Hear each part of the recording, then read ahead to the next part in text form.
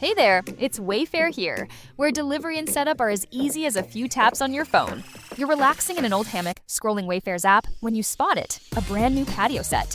Next thing you know, Wayfair delivers it right to your patio and sets it up. Oh, you need a new grill too? All right, Wayfair's got you covered. With Wayfair's Room of Choice delivery and fast expert setup on qualifying orders, life gets a little easier. Visit wayfair.com or the Wayfair app. Wayfair, every style, every home. Welcome to the Black Tax.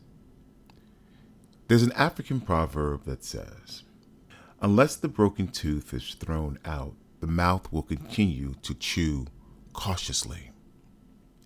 I've had some time to listen, re-listen to the 6 months of podcasts that I have done.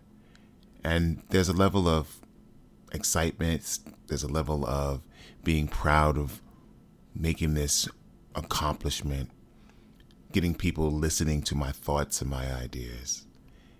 But I wanted to talk about something that kind of is scratching at the back of my neck that I can't seem to shake.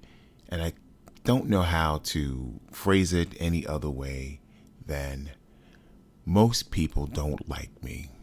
Now, I know that comes across as a general statement, and it is.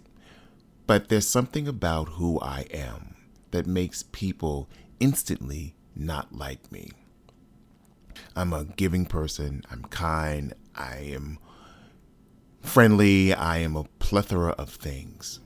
But what I've learned in my number of years of being on this planet, and this is nothing new, is that there's an energy that I carry about me that has been instilled by my parents, grandparents, great-grandparents, that as a black man of Jamaican descent, that I'm supposed to walk into a room, walk in the world with my head up, chest out, proud of the skin that I'm in, with all its imperfections and anything and everything that makes me joyous, and a legacy of my family's history.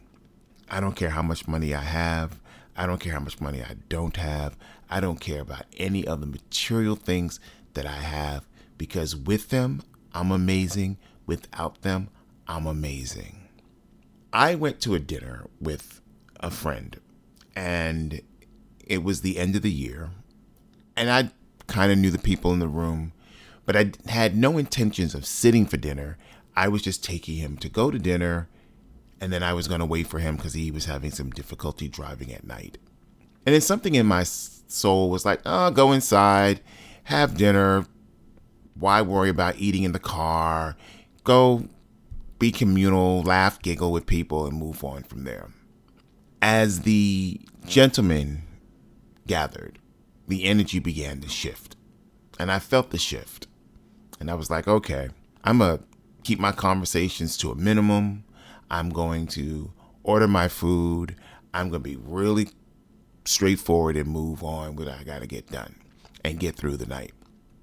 There was a woman sitting next to me, and we got to chatting and giggling and talking about music and books and literature, and she's a poet and I'm a poet, and I gave her some concepts and some ideas how she could get published simply and use that as a foundation to kind of build to where she wanted to go as a black woman poet speaking about healing.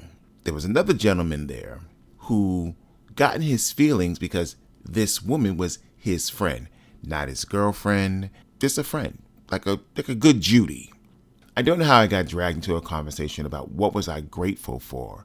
And I was like, I'm grateful that the year is over, that this is going to probably be my last year living in Los Angeles. I'm grateful that I have maintained who the fuck I am in this cesspool of a place. But other than that, life is good. And people were taken aback by that. I'm always going to speak my feelings and my truth.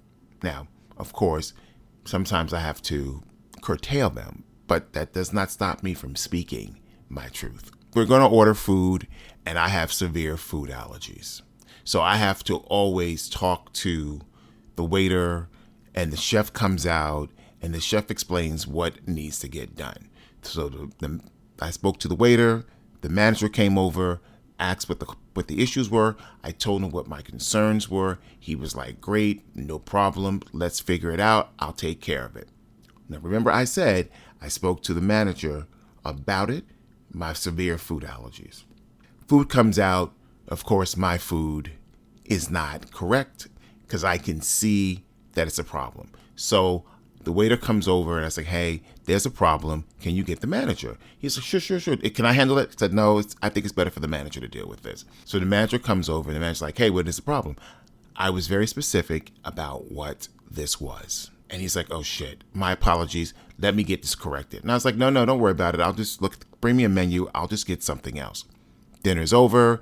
Everybody's pulling out their credit cards to pay the bill. Blah, blah, blah. We leave. The next morning, this group of individuals have a group chat. And I'm the topic of the group chat about how I was disrespectful to the waiter, how I was dismissive of the manager, how I needed to learn how to behave in public. And I sat there listening to my friend tell me all these things. And I was like, what the fuck?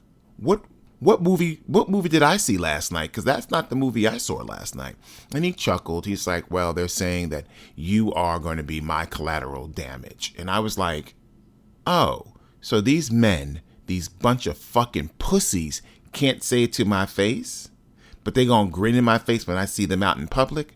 Cool. I know now how to handle them. And he's like, no. You have to understand. Nope. I don't have to understand shit. I don't have to understand a motherfucking thing. It's clear these motherfuckers don't like me. And I'm okay with that. I don't chase people's friendships. So we're good. So I'm still in LA. Days go by at the top of the year. And I'm sitting in a restaurant by myself having lunch. One of the individuals come into the restaurant and is seated a table away from me. I look at him. He looks at me. And I continue on eating. So he gets up to greet his friend, and his friend, they sit down. There's nobody sitting in between us. The gentleman that was at the dinner says, hey, I spoke to you. You didn't speak to me. What's the problem? And I turned and I say to him, why do you want to speak to me when I'm collateral damage for somebody? Why do you want to speak to me when you think I'm a bad influence? Why do you want to speak to me because I don't give you and your friends the time of day? What are you trying to gain here? And then try to act like, oh my God, what are you talking about? Do not let me pull out receipts because you will be embarrassed. So I'm going to sit here and finish my lunch. You should do the same. I get my lunch. I ask to be wrapped up to go and I leave. We often have to put ourselves in these fucked up places with people who don't like us. Be it the job, be it friend circle, fuck it, even family. And the one thing I make my business to always be is me. I don't want to be anything other than me. I have friends who have known me since my freshman year in college. That's over 40 years ago. And they will tell you that man I met then is the same man that's today. I don't change. I don't move. Have I grown? Absolutely. But my core, my foundation is always going to be continuous. It's not going to change. It's not going to peak. It's not going to valley. It's going to be a constant movement forward as I continue walking towards the next 10, 15, 20, 30, 40, 50 years of my life with the blessings of Allah. I can't be something I'm not. I can't fake the funk. I can't pretend to be some other individual just to fit in. I've learned a long time ago that I'm never going to fit in. I'm always going to be me. And there'll be some circles I won't be a part of. And I'm okay with that. Because those same circles that I'm not going to be a part of are circles that I'm being warned not to be a part of. That the universe is looking out for me because it's poisonous and it's not healthy. So I want you to think about who you are. Stay grounded in who you are. Don't bend left, don't bend right to fit in. Compromise, we all have to do that. But bending over and being fucked is never a good feeling. And if you have to bend over constantly to be a part of something, eventually you're going to be fucked. Stay woke. We're out.